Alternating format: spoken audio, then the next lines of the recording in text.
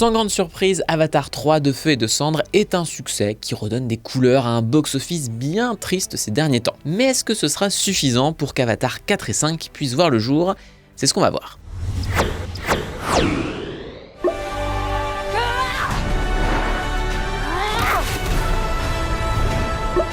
Bonjour à tous, c'est Antoine, et si vous pensiez que j'en avais fini avec Avatar 3, c'est que vous n'avez pas passé les fêtes de Noël avec moi, parce que j'ai déjà vu le film 3 fois. Forcément, il est intéressant qu'on se penche sur son box-office pour 3 raisons. Bon déjà, s'il faut le rappeler, Avatar, premier du nom, reste le plus gros succès de l'histoire du cinéma, avec désormais 2,9 milliards de dollars de recettes, en comptant ses ressorties. 13 ans plus tard, et malgré un impact culturel censé être proche du néant selon les avis les plus éclairés des réseaux sociaux, Avatar 2, la voix de l'eau, a récolté 2,3 milliards de dollars en 2022, ce qui en fait toujours le plus gros succès en salle depuis la crise du Covid.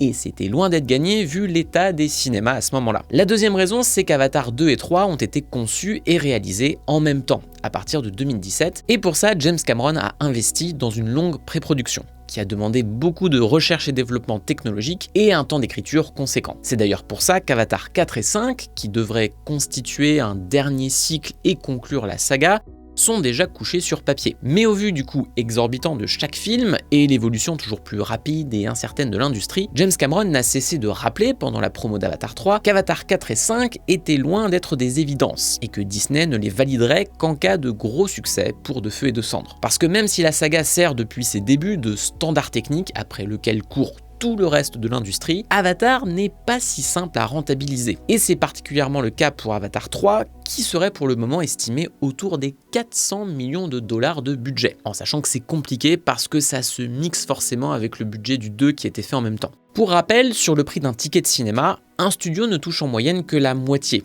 puisque le reste revient aux exploitants de salles. Donc il faut doubler le budget pour espérer être rentable, ce qui dans le cas d'Avatar 3 signifie au minimum 800 millions de dollars. Et si vous ajoutez à ça le budget marketing, qui sur un film comme ça dépasse aisément les 100 voire 200 millions de dollars, et bien on atteint aisément le milliard sans même qu'il y ait un profit. Donc il y a un challenge. Et enfin la dernière raison, c'est que 2025 a été une année assez catastrophique en matière d'entrée. Très peu de blockbusters ont atteint le milliard de recettes. Beaucoup de films se sont ramassés les dents, quelle que soit leur typologie, et l'automne a été tout particulièrement foireux. Pour vous donner une idée, le mois d'octobre 2025 a eu aux États-Unis le pire box-office pour un mois d'octobre depuis 1997, l'année de ma naissance. Et c'est en grande partie à cause du flop massif de Tron Ares, le seul blockbuster de cette période, et qu'on doit également à Disney. Disney a d'ailleurs eu une année en dents de scie, comme je l'évoquais dans ma vidéo box-office sur Tron à laquelle je vous renvoie. Mais après le succès du remake de Lilo et Stitch, le studio savait qu'il allait se refaire avec Zootopie 2 et Avatar 3. Mais la question était de savoir jusqu'à quel point. Bon, dans le cas de Zootopie 2, le film en est déjà à 1,6 milliard de dollars de recettes mondiales et va donc aisément dépasser les 1,7 milliard de Vice Versa 2, le précédent recordman en ce qui concerne un film d'animation. Pour info, j'enregistre cette vidéo le 8 janvier, donc Avatar 3 vient de conclure sa 3e semaine complète en France, puisque les films sortent le mercredi chez nous, et il s'apprête à entamer son 4e week-end d'exploitation aux États-Unis. Sa carrière est donc loin d'être terminée, mais on peut déjà bien se projeter dans ces chiffres. Et la première chose à noter, c'est qu'il a dépassé le milliard de dollars de recettes mondiales en 18 jours, ce qui est quand même un sacré exploit. Mais parce qu'il y a un mais, il faut préciser qu'Avatar 2 avait atteint ce palier en seulement 14 jours. Si je commence par là, c'est que globalement, De Feu et de Cendres est en léger retrait par rapport à La Voix de l'eau. Pas de manière dramatique, mais la différence est là quand même. Pour ça, on peut regarder d'abord le démarrage du film en Amérique du Nord, où il a récolté 89 millions de dollars sur son premier week-end. À titre de comparaison, Avatar 2 avait pour sa part amassé 134 millions sur la même période. Cela étant dit, le cinéma de James Cameron est devenu depuis Titanic une anomalie commerciale. Et une anomalie commerciale dont tout le monde rêve et que tout le monde jalouse. Il y a maintenant quelques mois, j'avais fait une vidéo box-office que je vous recommande chaudement parce que c'est pas pour frimer, mais elle était quand même vachement bien. Dedans, j'expliquais qu'aujourd'hui, Hollywood a imposé de plus en plus une dictature du premier week-end, où le sort d'un film est scellé dès son démarrage. Pourquoi ? Eh bien parce que la plupart du temps, les films connaissent un succès beaucoup plus éphémère. Et c'est la moyenne de voir une fréquentation chuter de 50 à 60% dès le deuxième week-end. Donc si votre démarrage est pourri, c'est difficile à rattraper. et les studios misent tout sur ce premier week-end. On peut mettre ça sur le dos des franchises comme Marvel qui dépendent beaucoup de l'appartenance de leurs fans impatients, ou encore sur des fenêtres de diffusion en salle toujours plus réduites. Néanmoins, tous les ans, on arrive à avoir des exceptions. Des films qui défient cette fatalité et qui rappellent qu'un succès à l'ancienne est encore possible. Sinners en était un bon exemple en 2025. Mais la saga Avatar reste la reine absolue en la matière. En 2009, le premier Avatar avait connu un démarrage que beaucoup avaient jugé inquiétant, à seulement, et je mets des gros guillemets, 77 millions de dollars. Sauf que le film avait seulement perdu 1,8% de sa fréquentation sur son deuxième week-end. Et ça n'a été que le début d'un maintien spectaculaire de semaine en semaine qui lui a donné une longévité incroyable en salle. Les films Avatar n'ont jamais dépendu de cette mode du sprint rendu obligatoire et arrivent au contraire à faire des marathons impressionnant au box-office. Et c'est d'ailleurs la première nuance à mettre sur le score plus faible d'Avatar 3. Oui, Avatar 2 avait bien mieux démarré, mais il avait aussi eu une deuxième semaine plus classique, avec une chute de fréquentation à 53%. Le truc, c'est qu'il est resté très stable après les fêtes de Noël. De Feu et de Cendre, pour sa part, n'a perdu que 29,2% sur son deuxième week-end, en empochant 63 millions de dollars supplémentaires. Et en week-end 3, on parle de 34,3% de chute, soit 41 millions de dollars. Après, même s'il s'est résorbé, il faut admettre qu'il y a quand même un écart. À la fin de son troisième week-end, Avatar 3 a totalisé en Amérique du Nord 307 millions de dollars, là où Avatar 2 en était déjà à 425 millions, et il est assez peu probable qu'il atteigne le score final de son prédécesseur sur le territoire, qui était de 684 millions de dollars. Alors, je vois déjà venir les mauvaises langues en commentaire qui vont dire que de toute façon, tout le monde s'en fout d'Avatar, que c'est encore le même film, et que le scénario est pourri, et par pitié, il faudrait penser à changer de disque. Alors oui, il est évident que cette baisse concerne en partie les potentiels déçus d'Avatar 2 et ceux qui étaient surtout allés voir La Voix de l'eau par curiosité après 13 ans d'attente. Et pour un film qui est la suite directe d'Avatar 2 et qui suppose qu'il faut avoir vu Avatar 2, ça semble normal qu'il perde quelques spectateurs. Ce qu'on peut en revanche généraliser, et trouver un peu plus inquiétant, c'est que le public américain déserte de plus en plus les salles obscures, alors qu'il est censé être le territoire principal pour assurer le succès d'un blockbuster. Là encore, c'est compliqué de mettre le doigt sur une raison précise, mais j'aurais tendance à viser, entre autres, une chronologie des médias inexistante là-bas, qui amène les films à être dispo en streaming parfois quelques semaines après leur sortie en salle, ce qui rend forcément difficile la motivation pour sortir de chez soi. Et bien sûr, il faut prendre en compte l'augmentation stratosphérique du coût de la vie, particulièrement aux États-Unis, qui impacte forcément les loisirs. Et on le sait, parce que nous-mêmes, en tant que média cinéma, on est rarement une priorité, et c'est pour ça qu'on est toujours touché de vous voir continuer de nous soutenir en ces temps pas faciles, pour le dire gentiment. Écran Large, c'est un média indépendant, avec une majorité de son contenu proposé gratuitement, et pour qu'on continue de le faire, le mieux c'est encore de vous abonner sur notre site, qui vous donne contre quelques euros par mois, quelques contreparties en retour, comme des dossiers exclusifs. Mais en plus, on propose désormais des abonnements de soutien un peu plus importants, et on est ravis de voir vos donations, parce que ça nous aide beaucoup pour continuer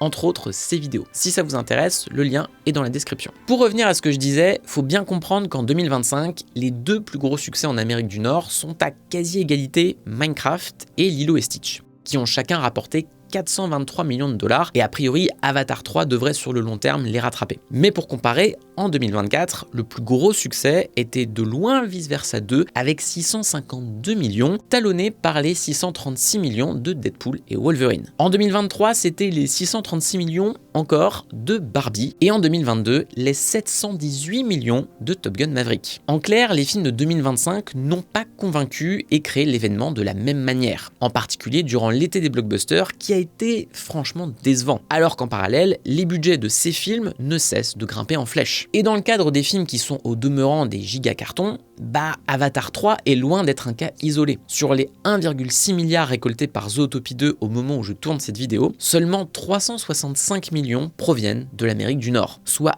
à peine 23% de ses recettes totales. L'écart est quand même assez gigantesque. Et ça m'amène à ce qui est au fond le plus important quand on parle de la saga Avatar: son poids à l'international. Le premier Avatar est sorti à l'aube des années 2010, décennie où Hollywood a beaucoup dragué l'Orient pour essayer d'y imposer ses films. C'était particulièrement le cas en Chine, dont le boom économique a aussi amené son parc de salles de cinéma à exploser de façon exponentielle durant les années 2010. Et ça a bien profité à des franchises qui ont su s'y installer, comme Marvel ou Fast and Furious. Mais depuis le Covid, le soft power chinois compte beaucoup sur ses productions locales. Et ça marche, au point où le gouvernement a réduit le nombre de films américains autorisés à sortir sur le territoire. Et même quand ils sortent, c'est rarement avec le même succès qu'avant. Mais là encore, Avatar défie les pronostics. D'une part parce que ça cartonne en Chine, et d'autre part parce que la saga est engageante de manière quasi unanime à travers le globe. Qu'on aime ou pas les scénarios de Cameron, il est clair que sa manière de convoquer des carcans mythologiques identifiés et remixés offre à sa saga une universalité auprès de laquelle tous les publics se connectent. Et on peut y ajouter bien sûr le dépaysement et la vitrine technologique qui incite par sa qualité à privilégier le grand écran et surtout les séances premium à base d'IMAX ou de Dolby, ou la 4DX si vous aimez le sentiment de regarder un film depuis votre machine à laver. En tout cas, ça marche en France, puisqu'on peut se vanter d'être le 3e territoire mondial d'Avatar 3 derrière les États-Unis et la Chine. Cocorico.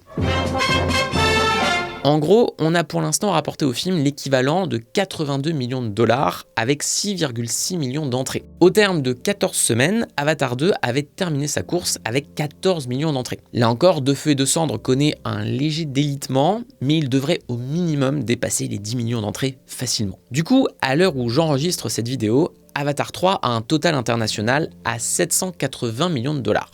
Ce qui représente quand même 71% de ses recettes totales. En soi, les 2 premiers Avatars avaient le même ratio, mais à l'époque du premier film, c'était pas si commun. Et ça révèle un constat assez amer autour de l'industrie actuelle. Pour qu'un blockbuster américain coûteux puisse espérer être un vrai gros succès, il lui faut compter en priorité sur l'international.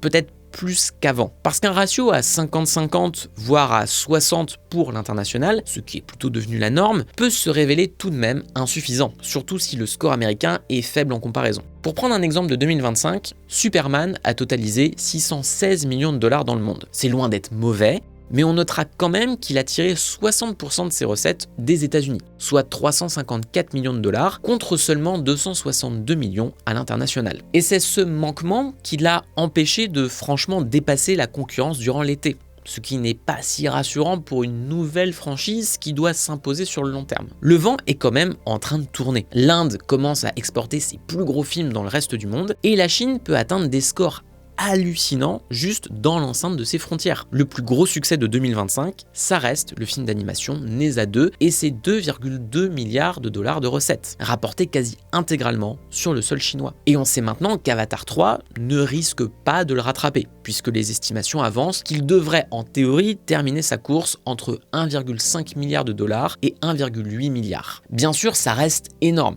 mais c'est quand même en dessous de la barre des 2 milliards et ça pose une question. Est-ce qu'on aura Avatar 4 et 5 ? Pour le moment, Disney et 20th Century Studios n'ont pas encore donné leur feu vert, mais ils ne devraient pas tarder à le faire s'ils veulent pouvoir sortir Avatar 4 en 2029 comme c'est prévu normalement. Même si la saga continue d'avoir une tenue que beaucoup doivent lui envier, son délitement progressif peut tout de même interroger sur la volonté du public d'avoir encore 2 nouveaux films. La question ne se poserait pas si ça coûtait 100 millions de dollars à produire comme Lilo et Stitch, mais on sait que c'est pas le cas. Et quand on voit le déclin général du box-office américain, c'est compliqué de se projeter trop loin dans l'avenir. Je pense personnellement que Disney ne peut pas vraiment se permettre de faire l'impasse sur ses suites, mais bon, vous savez que je suis déjà en train de prier Eywa et toutes les autres divinités pour qu'ils voient le jour. Ce qui est plus inquiétant, c'est au fond qu'on pose la question. À l'heure où la plupart des blockbusters de l'été ont coûté plus de 200 millions de dollars à produire, voire 300 et plus, on en arrive au stade où dépasser le milliard de dollars ne suffit même plus. Hollywood est en train de créer une bulle qui ne peut qu'exploser à un moment donné. Et je veux juste pas que mon cher Payakan en soit l'une des victimes, parce que je l'aime tant.